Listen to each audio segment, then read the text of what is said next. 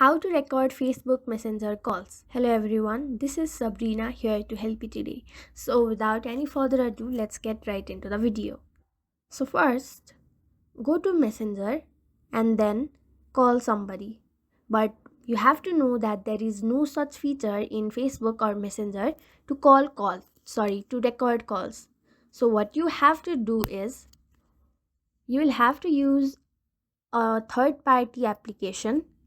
You can easily get it from your Play Store, or the sometimes the app is built in your device. Simply use that and you can easily record Facebook Messenger calls.